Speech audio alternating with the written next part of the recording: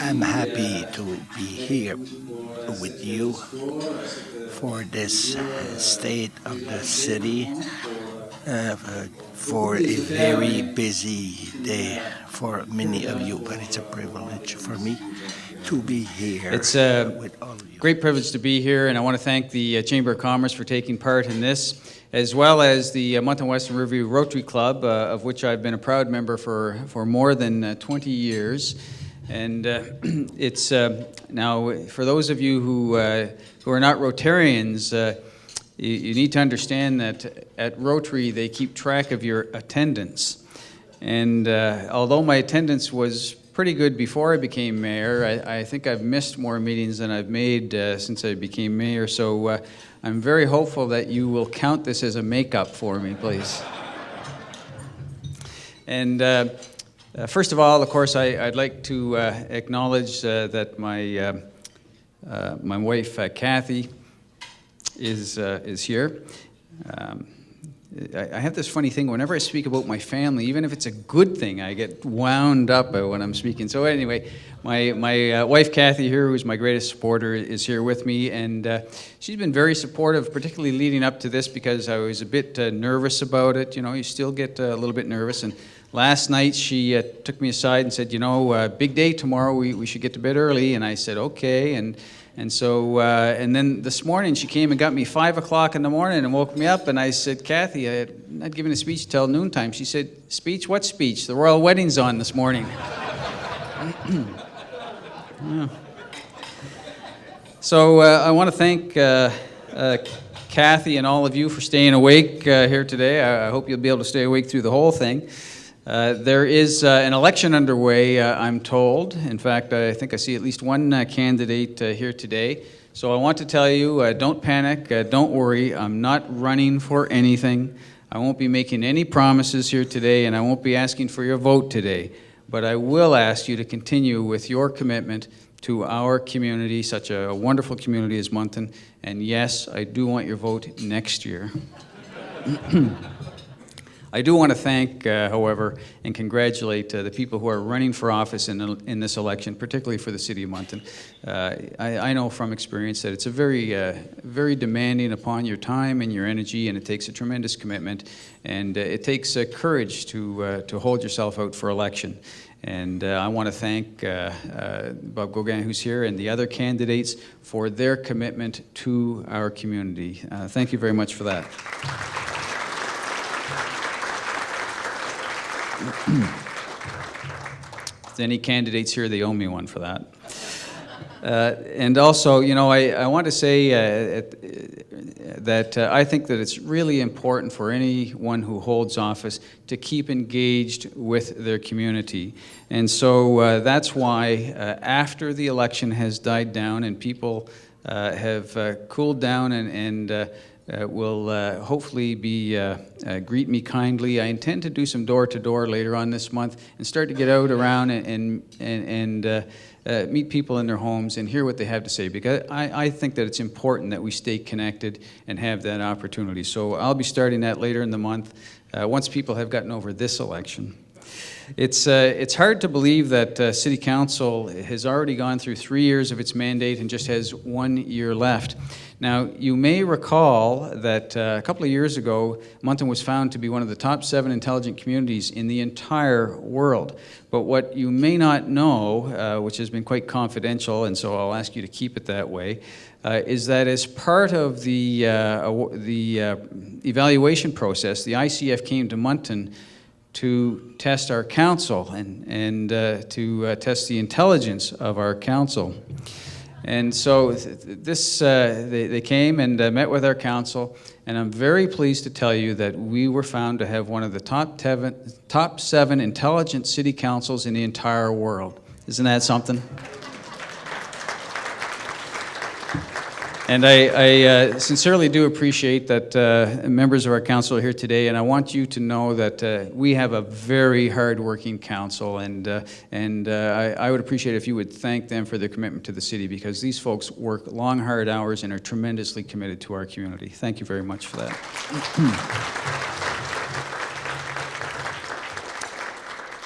Now, On to the matters. I wanted to speak for a moment about the impact of big events in the city of Moncton, and I think this is quite timely, actually. First of all, I want to tell you that my favorite player on the Moncton Wildcats is a little guy called Devin McCausland.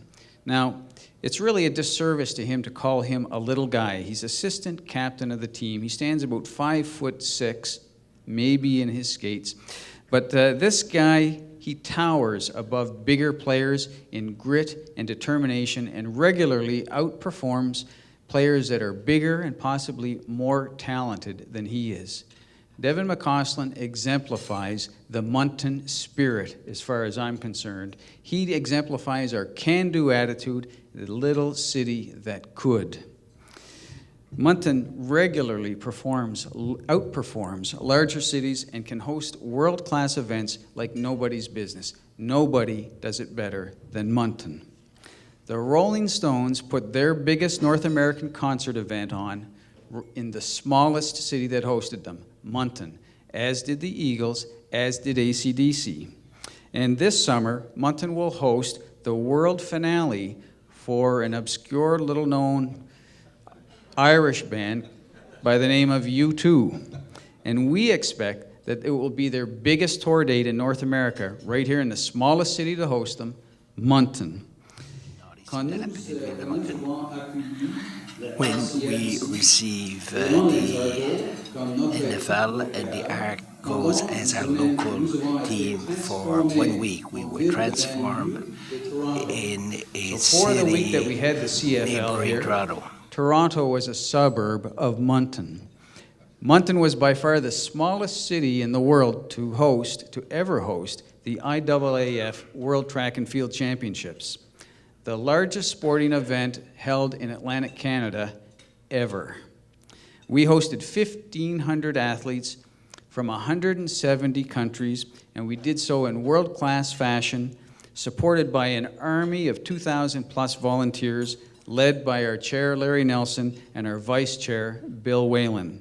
And you may have heard, yesterday in Ottawa, the Canadian Sports Tourism Prestige Awards honored Moncton's 2010 IAAF Games as Canada's International Sport Event of the Year, and also recognized Larry Nelson as Volunteer of the Year. Now, Larry Nelson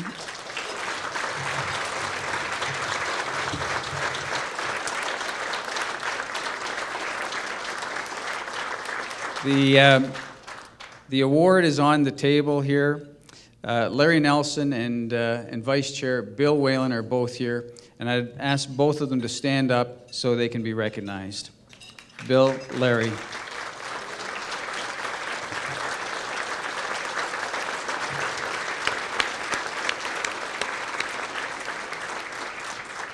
Very difficult to get Larry to accept any acknowledgement. That's just the kind of guy he is. But this exemplifies the kind of people that we have contributing to our community. And last evening, Robert Irving was awarded the Builder of Youth Award by the Moncton Boys and Girls Club in recognition of his contributions to our young people. We're so fortunate to have such leaders of our community taking such an interest in our community. We are the smallest city to host the Hall of Fame, the Canadian Olympic Committee, but it was bigger than Moncton was the smallest city by far to ever host the Olympic Gala, and it was bigger with more people and more success at our gala than ever before. It was bigger than the gala they had in Montreal last year, and that was the biggest gala they'd ever had to date. There's Moncton. And we had 62 Olympians on the stage and out in our community, reaching out to the community. At the Coliseum, we packed the Coliseum with 6,000 students from grades 4 to 8, I believe, and they had that place rocking and rolling. And then they went down to the farmers market Saturday morning, and they sat there for hours, signing autographs, taking pictures, and reaching out to the community. These people will have an impact on our community, and I'm convinced that in 5 or 10 years, you're going to see somebody standing on the podium in the Olympics from the Moncton area who was inspired by the Olympic event here in Moncton.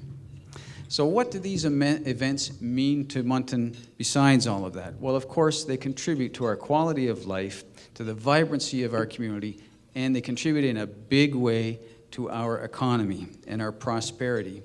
I'd like to give you just a few examples of the economic impact of these events on Moncton. The economic impact from the Rolling Stones concert was something in the range of $14 million in our community. AC/DC, more than $10 million. The CFL last year, $6.7 million. And the IAAF championships, $22 million in our community. And that doesn't include building the stadium. The 2011 projections, imagine what it's going to be this year. The CFL will likely be more than $7 million, and the U2 concert is expected to have an impact in excess of $15 million in our community. These are big numbers, big contribution to our prosperity. And one event leads to another. Success breeds success, which in turn brings more economic spin-off and prosperity to the Moncton area. So this year we'll have U2, another CFL game. The Canadian Olympic Committee's visit here during the IAAF Championships led to the Hall of Fame ceremony that we just had here in that great event. And it also resulted in the award of the 2013 and 2014 Canadian Senior and Para-Athletic Championships. And we have several other lines in the water, as you may know. Now, some folks, for instance, the Canadian Taxpayers Association, are critical of the province and the federal government for investing in sporting and entertainment in Moncton. I say we should thank them and we should congratulate them. This is an investment in our community, and why should we apologize for that? Not only that, they get a great return on investment for their money that they put in Moncton. They get direct return on investment to the province and the federal governments. The tax revenue to the province and the federal governments from last year's CFL game alone exceeded $1 million. So what do you think it'll be this year with another CFL game and U2? It's a good investment for us and for them, and it's a good investment for us. Now, the city, by comparison, does not get much in the way of direct revenue. We don't get any sales tax. We get some income from rentals and so on. But although we take the lion's share of the risk, we don't get the same return on investment. Why do we do it? Because it's good for the community and because it has such a tremendous economic impact. It'd be nice to get some direct return on investment. And we would like to see an event policy so that the province and the city would share the reward and some of the risk. We'd like to see more direct revenue coming into the city, and we can accomplish that in part with a hotel levy, a tourism levy. So we think that we're getting close to achieving this with the provincial government, and I'd appreciate it if you would talk to your MLAs and join in us and tell them that you support a hotel levy for Moncton, that you support a partnership between us and the hoteliers in Moncton who support this fully, so that we will be able to have a hotel levy and bring more revenue to the city. Now, I have three other significant issues that I want to bring up, but it doesn't seem fair to skip by some of the many things that we've been working on in the city, so I'm going to have to give some short service to a lot of the things we've been working on, so bear with me. The bilingual signing, the Municipal Council of Moncton has determined that the city has a role to play to promote, encourage, and favor the commercial bilingual with respect to Moncton High School, signage. My own personal preference is that Moncton High School would stay as a high school. It doesn't seem that may happen, and what I would say is that should the province continue with their plan to build a new school in Moncton, then we would want them to proceed with a dual request for proposals. Number one, your request for proposals for building a new school, and at the same time, number two, a proposal to renovate and restore and repurpose Moncton High, because we cannot lose that valuable heritage building in Moncton. And if it is left to wither, then it will in fact be demolition by neglect. So I hope that they will proceed in that fashion. I think that they will, and I would encourage them to do so.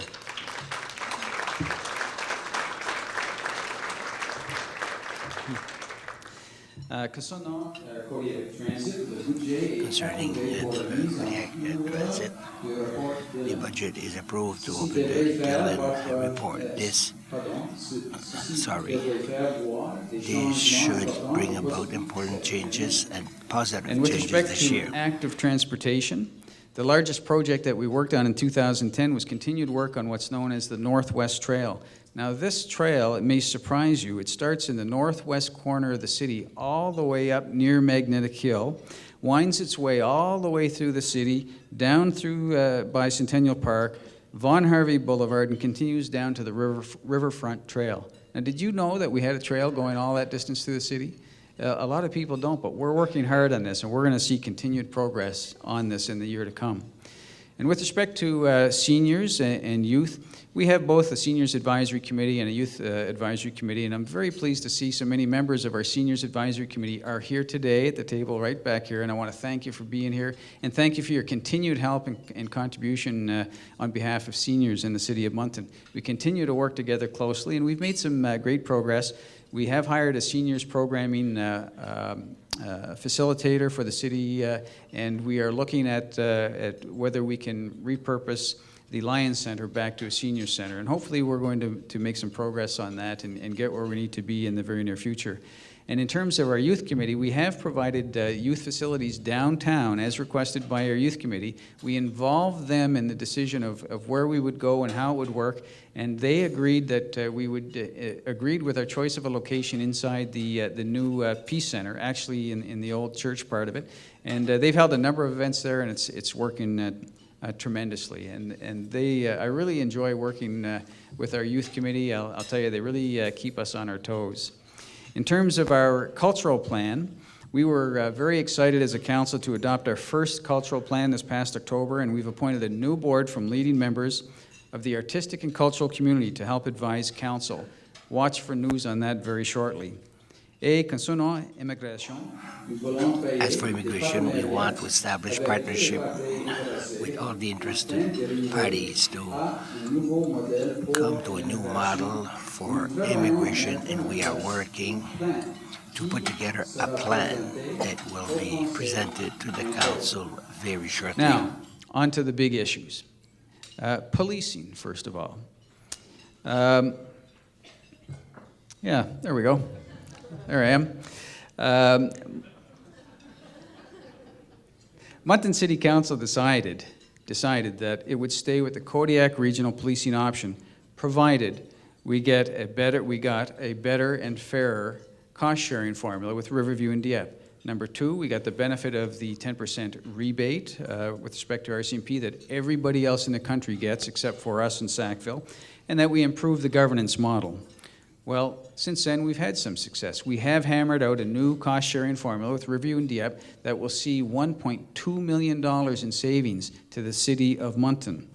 And if we succeed in achieving the 10% rebate from the federal government, it'll amount to another $1.8 million. A total of $3 million we will be able to shave from our budget. Now ask yourself, when was the last time Moncton City Council was able to shave $3 million from its budget? It's huge. We could use that money to build a new downtown center and still have money to put into infrastructure that we need.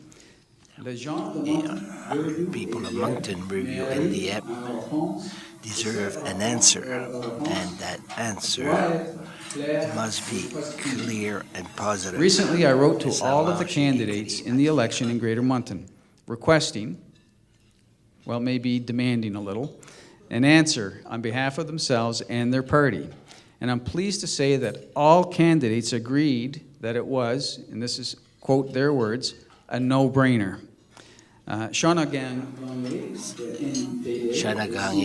of NDP and the Green Party support us also with that file. We have received a commitment from Brian Murphy that his party will supply a subsidy to the city of Moncton until this contract is finalized. And we have received a specific commitment from both Brian Murphy and Robert Gauguin on behalf of their parties that Moncton will no longer be discriminated against. This is good news. This means that Greater Moncton will therefore receive the same rebate as all other communities in the country using RCMP contract policing. This is an important step forward. The question is then, having reached a new formula with Riverview and Dieppe and awaiting formal confirmation of the 10% rebate, should we change course and pull the plug? Throw out the existing force and start a new police force from scratch, from ground zero. I'm not hearing any desire in the community to do that. My sense is that the community does not want to do that. I can say this much: if Greater Moncton does not get the appropriate confirmation, the federal government will have to answer to the people of Moncton, the people of Riverview, and the people of Dieppe. Now, on to local government reform. You may have noticed that there's been some stories in the paper about this recently, and you should pay attention to this because it could have a very significant effect on you. There is a report known as the Finn Report.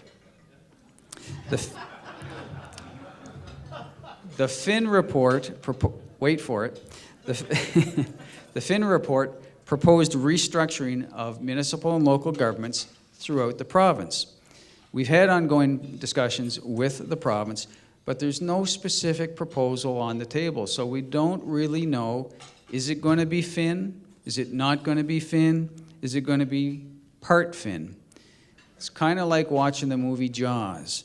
You see this fin cruising the water, but most of the fish is invisible. It's under the water, and so it's unknown. So we don't know whether this is something to be really concerned about or not, and we can't really discuss it and react to it until we see the rest of the fish, so to speak. So here's a couple of quick issues for you to think about municipal restructuring. Finn proposed the elimination of provincial funding to unconditional grants, a system whereby money is transferred from the provincial government to the cities. The city of Moncton gets about $11.5 million in unconditional grants. Question: will we lose $11.5 million in funding? That would be disastrous to the city of Moncton. Finn also proposed a new system of transfer payments, kind of like an equalization payment system between the federal government and the provincial government.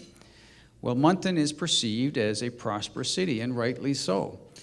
How will Moncton fare under an equalization system? These are all unknowns, and there are many, many more unknowns. I will support local government reform, provided that it's good for Moncton. I will not support it if it's detrimental to Moncton. I'll reserve my opinion until we see what is proposed and its likely impact on Moncton. The devil will be in the details. This is really a big topic. It's too big to properly address today, but keep your head up and watch this debate as it unfolds. I'm pleased that it is Minister Bruce Fitch who has the handle on this file.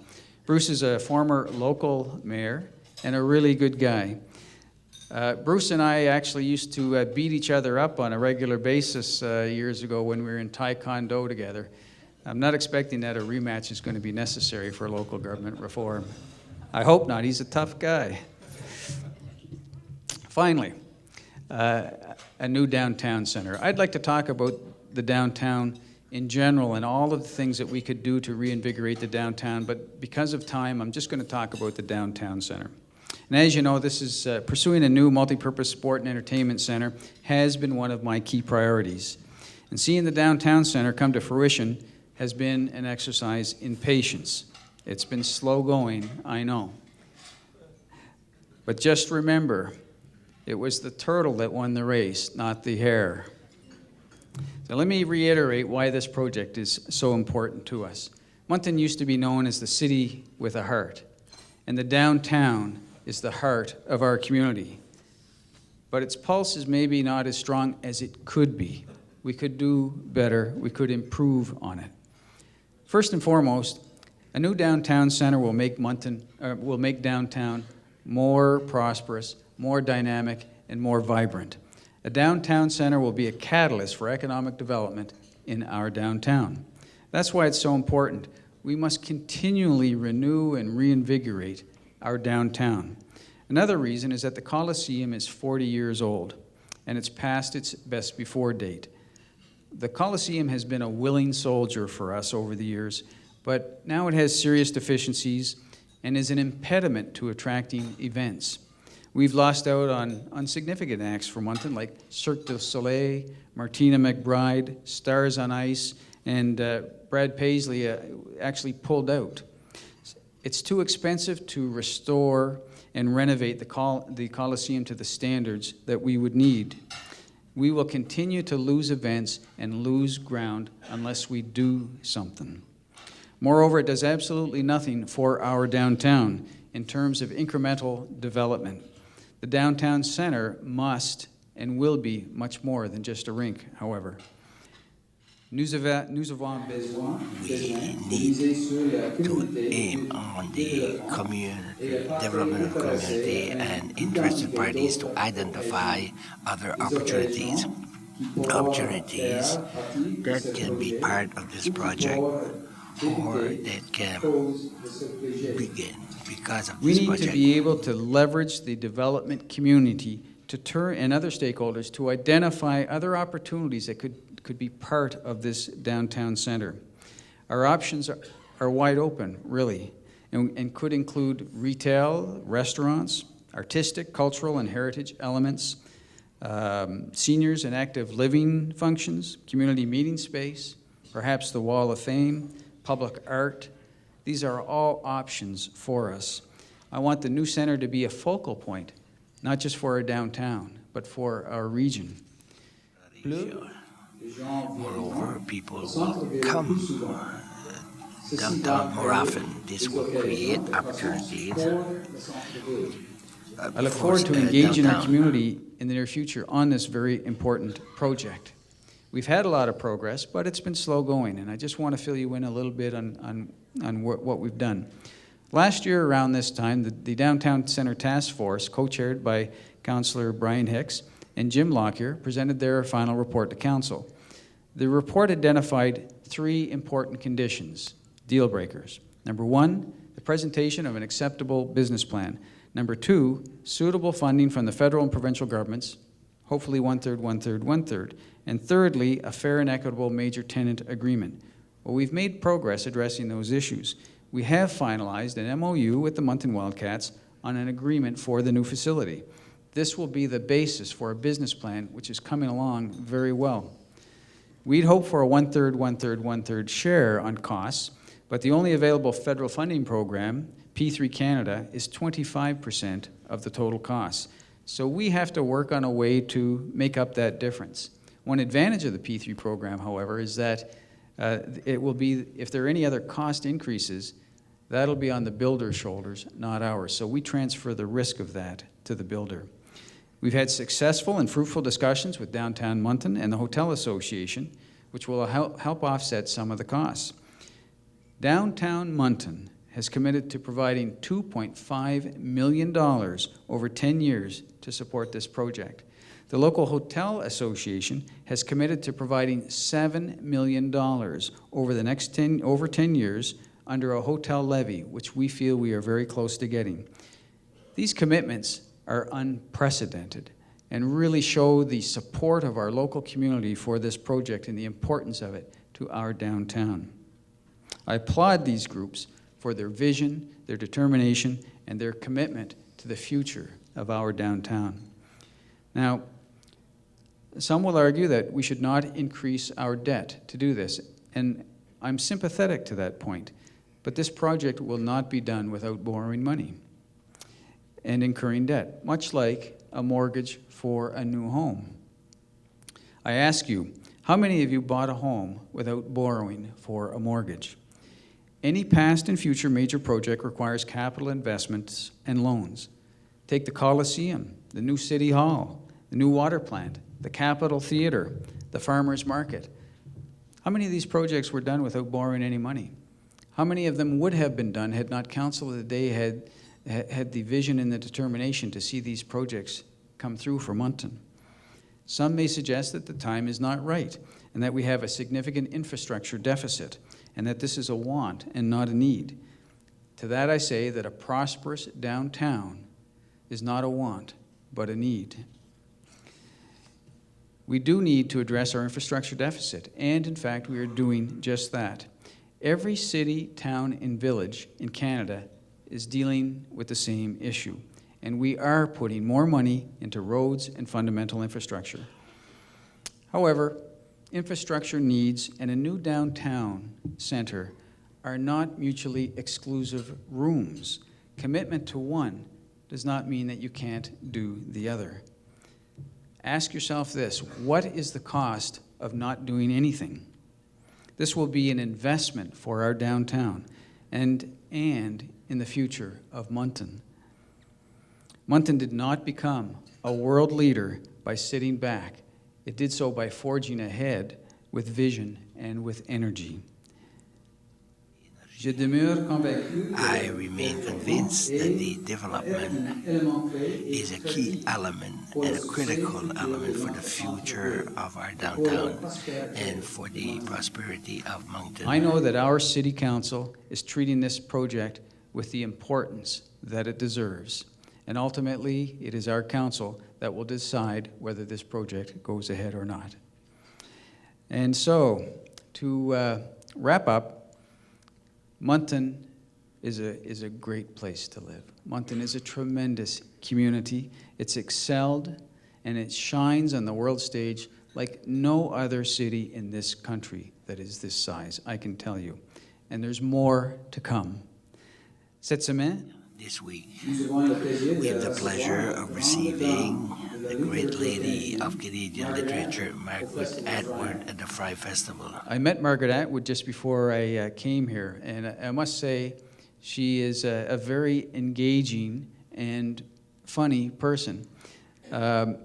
We talked about Twittering. She essentially threatened me that she was going to Twitter about me and Moncton, and so I told her I'd send something over for her that she could use. But she told me that she has 180,000 followers. I feel a little humbled by that. But she will be tweeting about Moncton, and she is over-the-top complimentary about Moncton and the Fry Festival, an international festival like none other. She is a big fan of Moncton, I can tell you. The second edition will see the CFL will see the Wildcats of Cal at the Edmonton. And as well, the UTEC Bowl and the Canadian Senior and Para-Athletic Championships are coming to Moncton. And with a 6 and 7 chance of being one of the cities to host the Women's FIFA World Cup in 2015, well, rest assured, we'll be ready to roll out the carpet, the red carpet, if we're one of the finalists. And we will be an exceptional host. And there will be more. Je suis vraiment fier de notre équipe, de notre communauté et de notre esprit. And it is safe to say that Moncton will be a hustling place and riding high. As Bono might say, it will be a beautiful day. This is Moncton's day to dream. It's Moncton's time to soar. This is our time. Merci beaucoup. Thank you very much. It's a beautiful day.